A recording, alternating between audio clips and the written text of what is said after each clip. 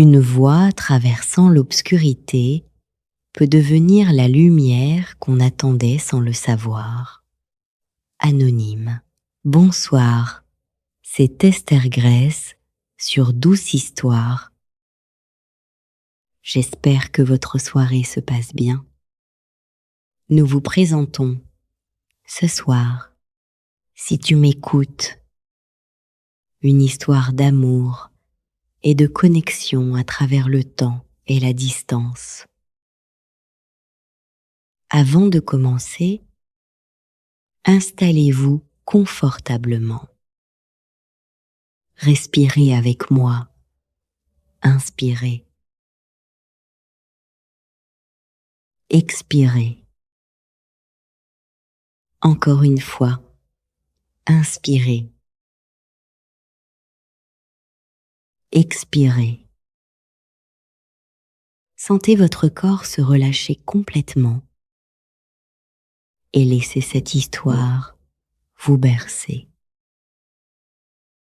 Harper Mitchell rentra chez elle vers 17h30, épuisée par une journée particulièrement difficile au bureau. Elle jeta ses clés sur la console près de la porte et se laissa tomber sur le canapé du salon, encore vêtue de son costume de travail. Elle enfilait son pull gris préféré, celui que Madison adorait parce qu'il faisait ressortir ses yeux quand elle remarqua l'heure. 18h15. Elle commença à compter mentalement. Une année, 365 jours exactement, que Madison n'était plus là. Elle n'avait pas compté consciemment, mais son corps le savait. Sa peau le savait.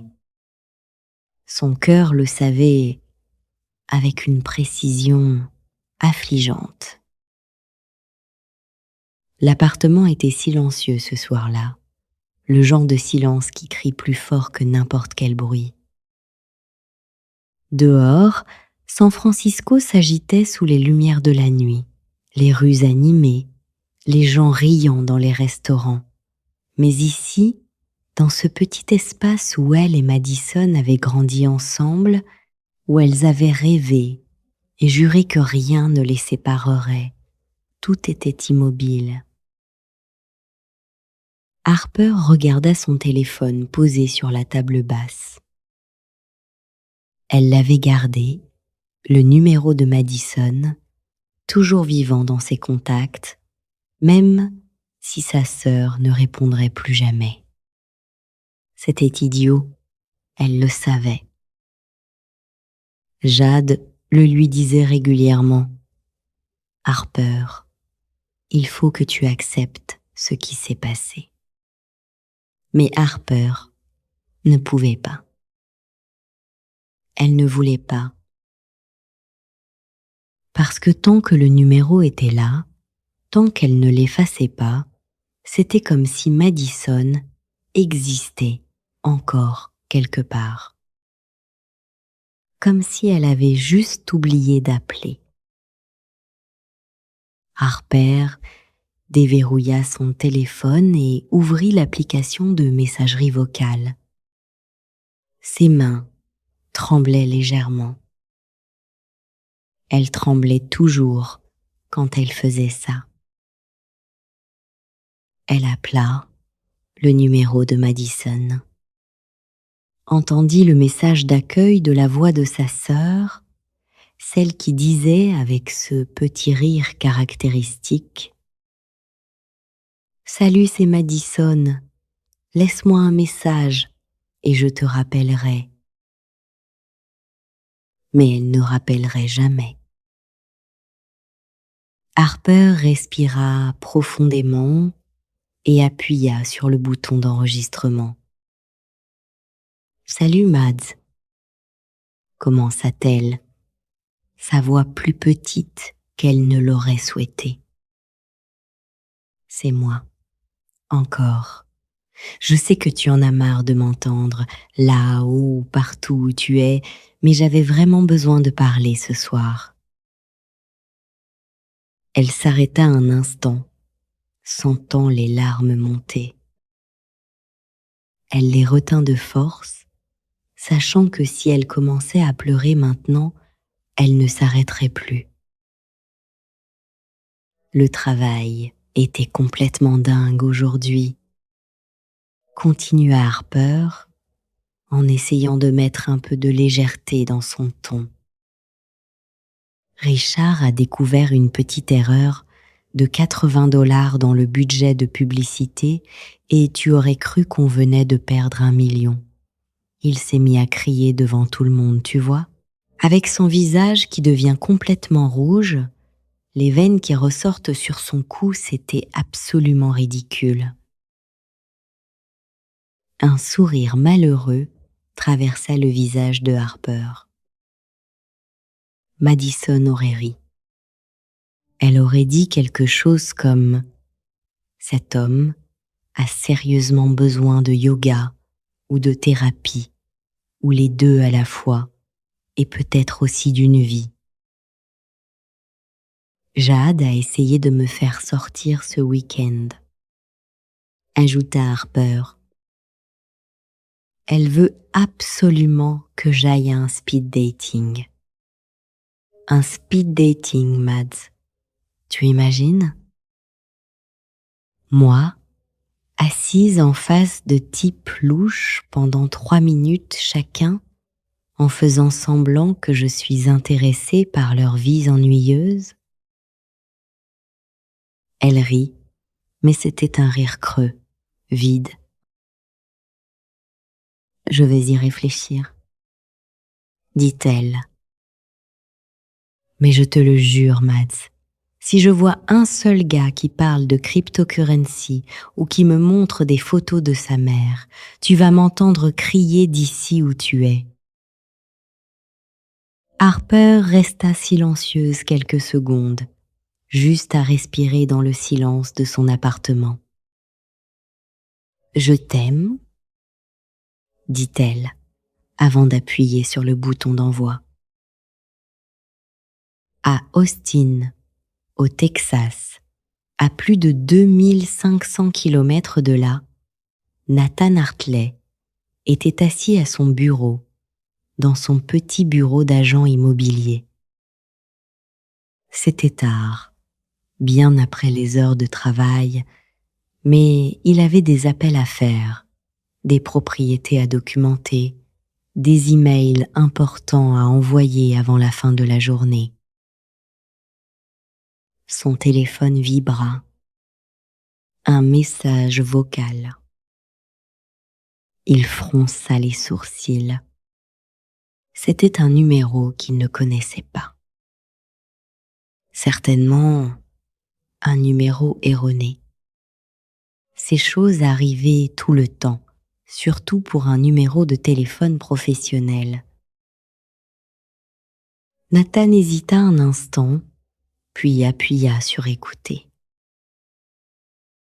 Et à ce moment-là, sans qu'il le sache, sa vie changea. « Salut Mads, c'est moi, encore. » Nathan arrêta complètement ce qu'il faisait. Il écouta.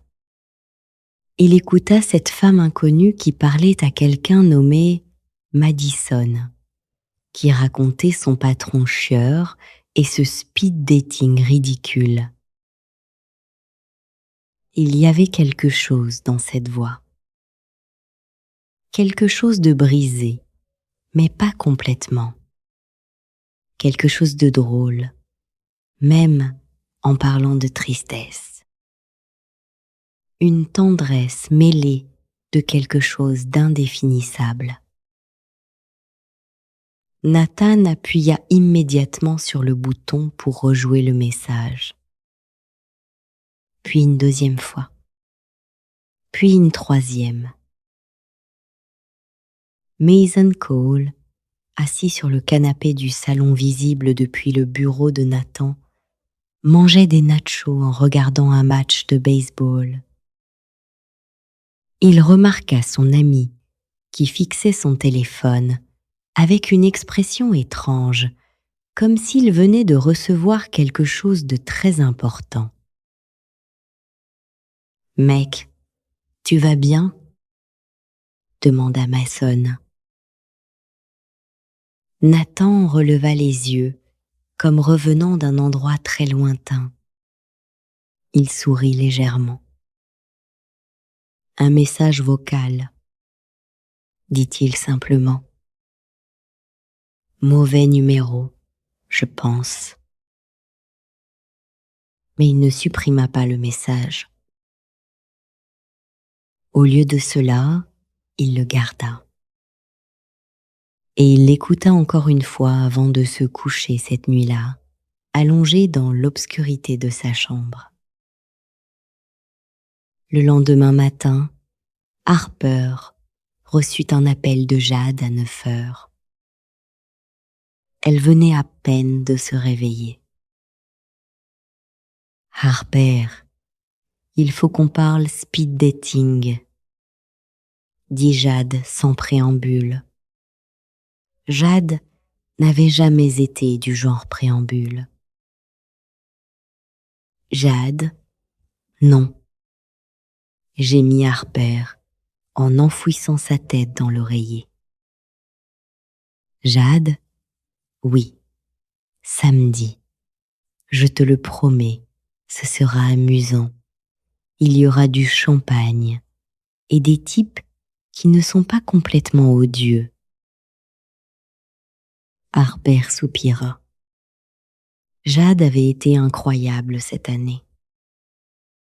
Elle avait été là à chaque moment sombre, à chaque crise de 3 heures du matin, à chaque jour où Harper ne pouvait pas se lever du lit. Elle lui devait bien ça. « D'accord, » murmura Harper. « Mais je te jure, Jade, si le premier mec parle uniquement de cryptocurrency ou de fantasy football, » Jade rit. « Je ne peux pas te le promettre, mais je vais essayer. » Après avoir raccroché, Harper enregistra un autre message. C'était devenu une habitude, une routine nécessaire. Comme respirer. Jade essaye de me forcer à sortir samedi, dit-elle, sa voix douce dans le silence de son appartement. Honnêtement, je déteste ça. Mais elle a l'air tellement enthousiaste et je ne veux pas la décevoir, tu sais. Elle a été tellement présente cette année et je suppose que c'est ce qu'on fait, non? On essaye, on sort, on rencontre des gens, même quand on ne veut pas vraiment le faire. Harper garda le silence un instant. « J'espère que tu me donnerais ton avis si tu étais là, » ajouta-t-elle doucement. À Austin, Nathan garda ce message. Il commençait à reconnaître cette voix comme quelque chose d'inévitable. Samedi arriva. Harper se trouvait assise dans un bar bruyant de San Francisco, vêtue d'une robe que Jade l'avait pratiquement forcée à acheter, un verre de champagne devant elle. Face à elle se trouvait son premier candidat du speed dating. Un gars nommé Derek, qui, Harper s'en était aperçu dans les 3 premières minutes, parlait exclusivement de lui-même et avait le charisme d'une pomme de terre. Point et. C'est pour ça que mon crypto-portefeuille va exploser le trimestre prochain, disait-il avec une assurance complètement sans fondement. Harper le regardait, cherchant quelque chose, n'importe quoi, qui lui montrerait que les hommes intéressants existaient encore. Le minuteur sonna. 3 minutes. Derek s'en alla et le suivant arriva. Puis un autre. Et un autre encore. Le soir, après le speed dating désastreux, Harper enregistra un nouveau message. Madison, je te jure, ces mecs. C'est comme si Jade les avait trouvés sous un pont quelque part, dit Harper en riant malgré elle. Le premier parlait de cryptocurrency comme si c'était la chose la plus importante du monde. Le deuxième, oh mon Dieu! Le deuxième m'a montré des photos de sa mère pendant 15 minutes. Sa mère, Madison. Qui fait ça? Elle s'arrêta, comme si elle respirait. Il y avait un autre gars, continuait Harper, sa voix devenant plus douce, plus réfléchie. Celui-ci, au moins, était mignon, et il essayait vraiment de faire la conversation. Mais je ne sais pas, je n'ai rien ressenti. Tu sais, c'était comme regarder un film en muted. Les images bougeaient, mais il n'y avait pas de son. Il n'y avait pas de magie. Elle rit un peu. Jade est tellement enthousiaste quand même. Elle dit qu'il faut que je persévère, que le bon gars arrivera un jour, de manière inattendue, quand j'y attends le moins. Je ne sais pas si elle a raison, mais au moins, elle essaie. À Austin, Nathan écouta ce message tard le soir, allongé dans son lit. Il commençait à reconnaître cette voix comme quelque chose d'inévitable, quelque chose qui faisait battre son cœur d'une manière nouvelle. Il écouta le message encore une fois. Puis il appela Mason. « Mec, tu appelles à 23 heures ?» répondit Mason, à moitié endormi.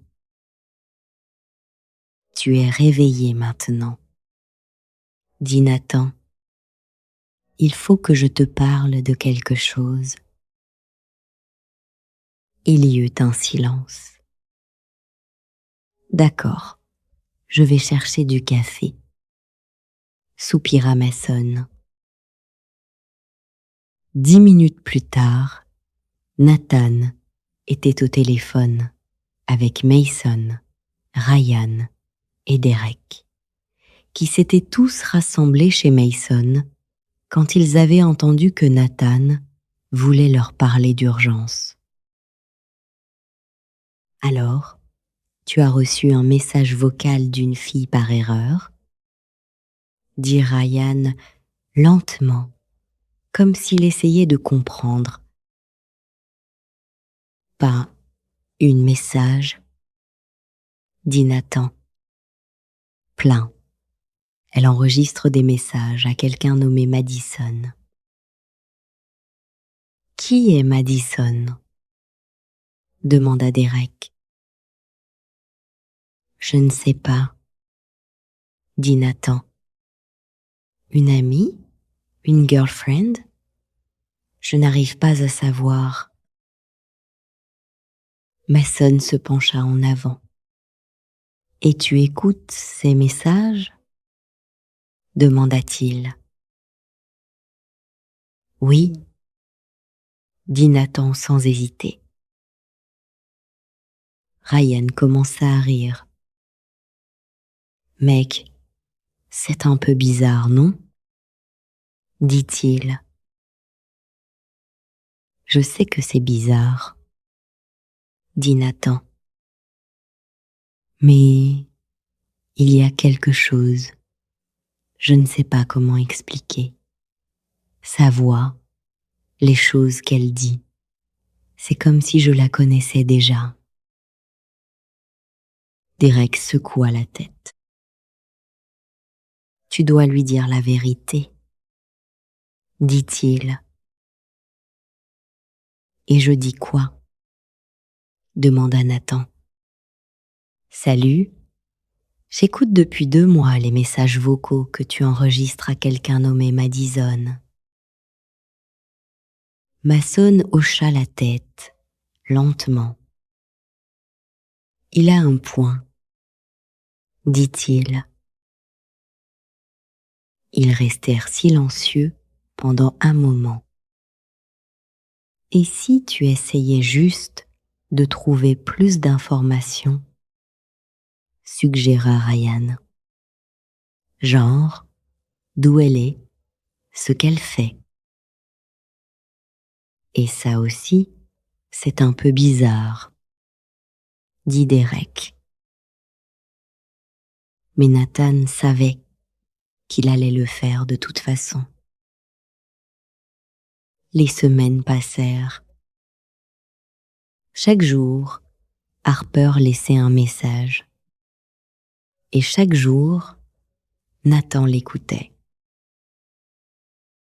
Elle lui parlait de Richard, son patron, qui avait une capacité impressionnante à rendre chaque jour de travail un cauchemar miniature. Elle lui parlait de Jade et de ses tentatives incessantes de la remettre sur le marché des rencontres.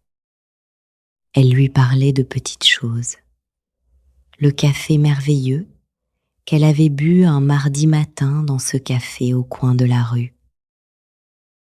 La façon dont la lumière du soleil traversait la fenêtre de son appartement l'après-midi, créant des motifs sur le sol. Et petit à petit, Nathan commença à sentir qu'il connaissait Harper, même s'il ne connaissait pas son nom. Elle a dit que Richard lui a crié dessus aujourd'hui parce qu'une cliente avait changé d'avis sur une annonce. Dit Nathan à Mason un jour, alors qu'il prenait un café. Mason le regarda avec une certaine inquiétude. « Mec, tu as écouté combien de messages maintenant ?» demanda-t-il. « Je ne sais pas. 30, 40 ?» dit Nathan. « Peut-être plus. » « Tu dois vraiment faire quelque chose à ce sujet, » dit Mason. Mais Nathan savait qu'il ne ferait rien. Il continuerait juste à écouter. Un mercredi soir, environ 3 mois après le premier message erroné, Harper était assise dans le parc près de chez elle.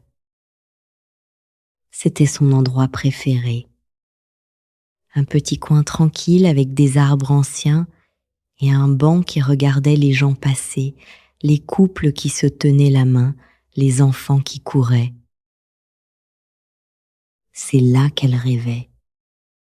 C'est là qu'elle essayait de se sentir proche de Madison. Il y avait quelques signes de magique dans cet endroit. Quelque chose qui faisait sentir à Harper qu'elle n'était pas complètement seule, pas complètement abandonnée. Elle s'asseyait sur ce banc, et pour un moment, elle pouvait croire que Madison était à côté d'elle, invisible mais présente. Harper sortit son téléphone et appuya sur le bouton d'enregistrement. « Madison, j'ai quelque chose à te dire, » commença-t-elle doucement, sa voix tremblant légèrement. « Je suis au parc, tu sais notre parc, et j'étais en train de penser. Il y a quelques nuits, j'ai fait un rêve. » Elle s'arrêta, sentant l'émotion monter comme une vague. Dans ce rêve, quelqu'un s'asseyait à côté de moi sur ce banc. Pas toi. Quelqu'un d'autre, quelqu'un que je ne connaissais pas, et c'était agréable. Je me sentais moins seule. Et quand je me suis réveillée, j'ai réalisé que peut-être que c'est normal de vouloir quelqu'un, de vouloir ne pas être seule pour toujours. Sa voix se brisa légèrement. Je crois que tu aimerais que je sois heureuse, Mads.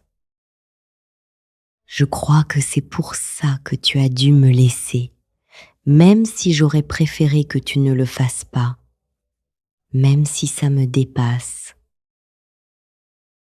À Austin, Nathan écouta ce message tard le soir, allongé dans son lit, la pièce plongée dans l'obscurité.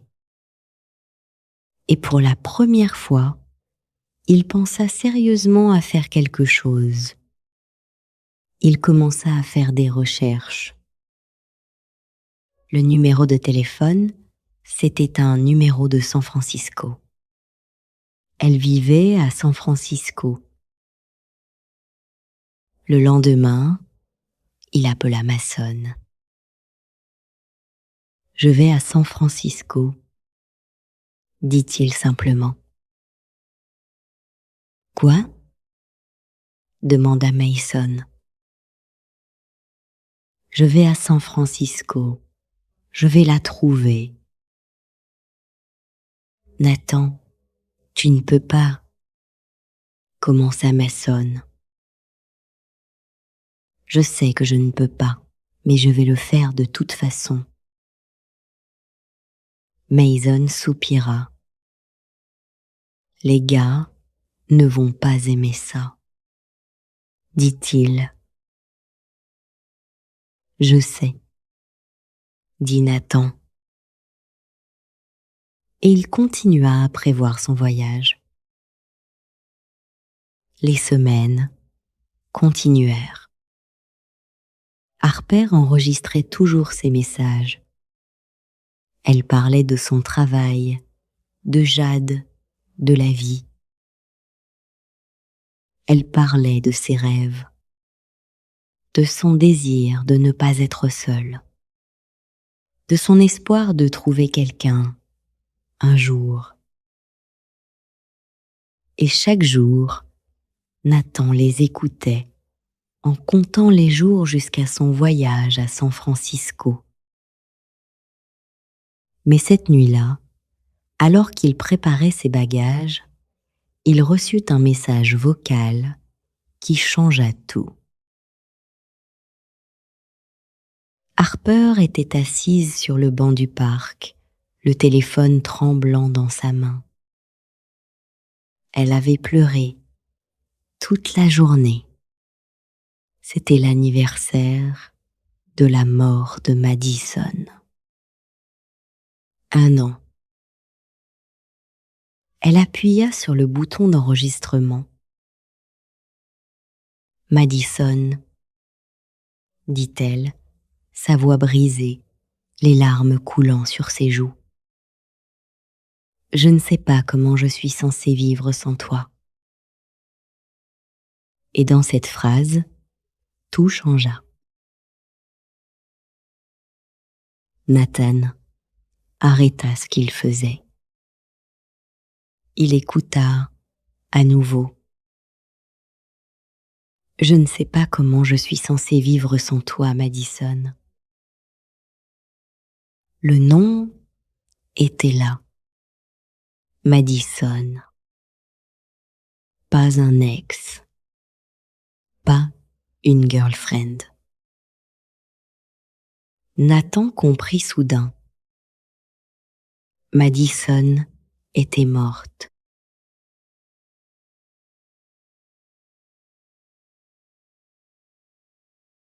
Harper ne savait toujours pas que Nathan l'écoutait. Elle ne savait pas que sa voix avait changé sa vie. Elle ne savait pas qu'il était en train de réserver un vol pour San Francisco. Pas de la façon qu'elle aurait pu imaginer. Pas avec la vérité qu'il cachait. Fin de l'épisode 1 à suivre. Pour découvrir l'histoire complète, rendez-vous sur Patreon. Lien en description. Que votre nuit soit douce. Bonne nuit.